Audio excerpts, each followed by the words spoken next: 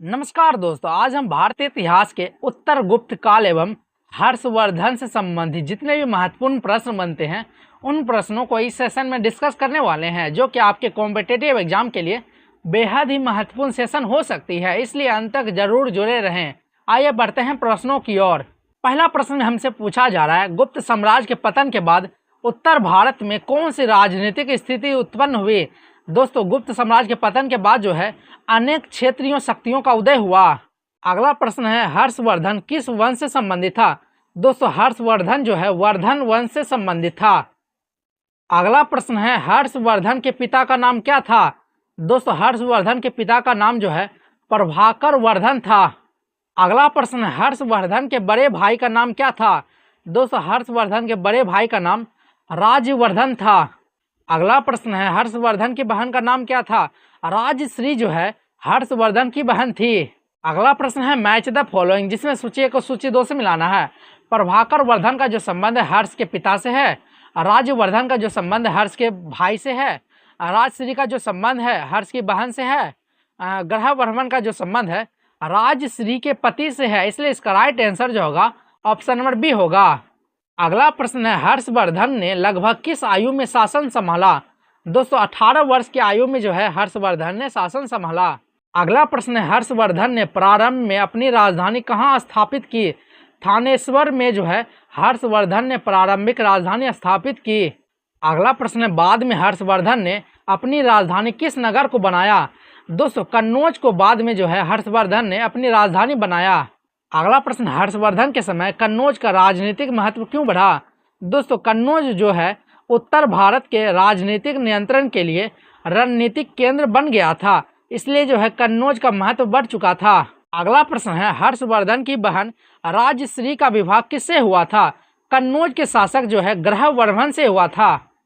अगला प्रश्न कथन एवं कारण का, जिसमें कथन में बोला जा रहा है हर्षवर्धन ने उत्तर भारत के बड़े हिस्सों पर अपना प्रभाव स्थापित किया। ये तो सही है। इसका कारण जो है उसने विभिन्न क्षेत्रीय शक्तियों के विरुद्ध अभियान चलाए और राजनीतिक संबंध स्थापित किए। कारण भी सही है। कारण जो है कथन की सही व्याख्या भी कर रही है। इसलिए इसका right answer option number A होगा। अगला प्रश्न, हर्षवर्धन के शासनकाल की जानकारी का सबसे महत्वपूर्ण स्रोत कौन सा है। दोस्तों, हर्ष चरित्र जो है हर्षवर्धन के शासनकाल का महत्वपूर्ण स्रोत है। अगला प्रश्न, हर्ष चरित्र के लेखक कौन है। दोस्तों, वान भट्ट के द्वारा हर्ष चरित्र लिखा गया था। अगला प्रश्न, वान भट्ट किस शासक के दरबारी कवि थे। वान भट्ट जो है हर्षवर्धन के दरबारी कवि थे। अगला प्रश्न, निम्नलिखित में से कौन सी रचना हर्षवर्धन से संबंधित है। दोस्तों, रत्नावली का जो संबंध है हर्षवर्धन से है। अगला प्रश्न, हर्षवर्धन द्वारा रचित नाटकों में निम्नलिखित में से कौन सा शामिल है। दोस्तों, नागानंद जो है हर्षवर्धन द्वारा रचित नाटकों में शामिल है। अगला प्रश्न, हर्षवर्धन के शासनकाल में भारत आने वाले प्रसिद्ध चीनी यात्री कौन थे। दोस्तों, हेनसांग जो है हर्षवर्धन के शासनकाल में हर्ष के दरबार में आया था। अगला प्रश्न, हेनसांग भारत में किस शासक के समय आया था। दोस्तों, हर्षवर्धन के समय जो है हेनसांग हर्षवर्धन के दरबार में आया था। अगला प्रश्न है, हेनसांग भारत की यात्रा का प्रमुख उद्देश्य क्या था। बौद्ध धर्म और भारतीय शिक्षा का अध्ययन करना ही हेनसांग का भारत यात्रा का प्रमुख उद्देश्य था। अगला प्रश्न है, हेनसांग ने हर्षवर्धन के साम्राज्य के बारे में किस ग्रंथ में विवरण दिया है। दोस्तों, हेनसांग के द्वारा जो है CU की रचना किया गया था, जिसमें हर्षवर्धन के दरबार के बारे में जो है विवरण मिलता है। अगला प्रश्न, हेनसांग ने भारत में किस प्रसिद्ध शिक्षा केंद्र में अध्ययन किया था। दोस्तों, नालंदा विश्वविद्यालय में जो है हेनसांग ने अध्ययन किया था।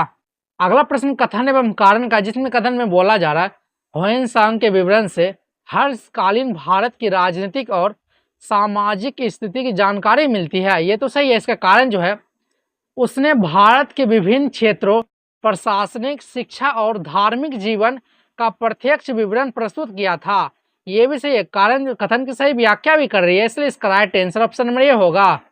अगला प्रश्न, हर्षवर्धन के समय नालंदा विश्वविद्यालय का प्रमुख आचार्य कौन था। दोस्तों, हर्षवर्धन के समय जो है नालंदा विश्वविद्यालय का आचार्य जो था शीलभद्र था। अगला प्रश्न है, हर्षवर्धन प्रारंभ में किस धार्मिक परंपरा से जुड़ा था। दोस्तों, हर्षवर्धन जो है शैव धर्म से जुड़ा हुआ था।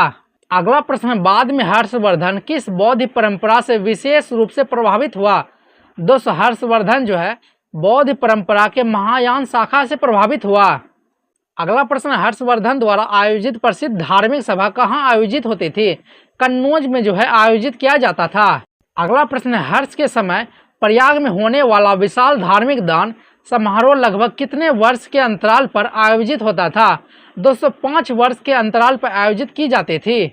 अगला प्रश्न, हर्षवर्धन के शासनकाल के संदर्भ में निम्नलिखित में से कौन सा कथन सही है?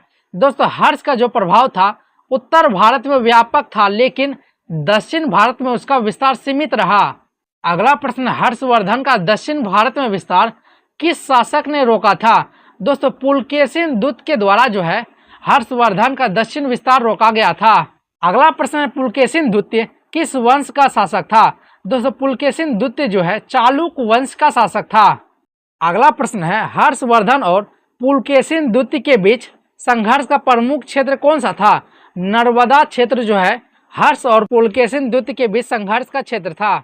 अगला प्रश्न है, मैच द फॉलोइंग, जिसमें सूची 1 को सूची 2 से मिलाना है। हर्षवर्धन का जो संबंध है कन्नौज से है, पुलकेशिन द्वितीय का जो संबंध है वातापी से है, ह्वेनसांग का जो संबंध है चीन से है, और बाणभट्ट का जो संबंध है हर्ष चरित्र से है। इसलिए इसका राइट आंसर जो ऑप्शन नंबर बी इसका राइट आंसर माना जाएगा। अगला प्रश्न है, हर्षवर्धन के शासनकाल में प्रशासन की प्रमुख विशेषता क्या थी?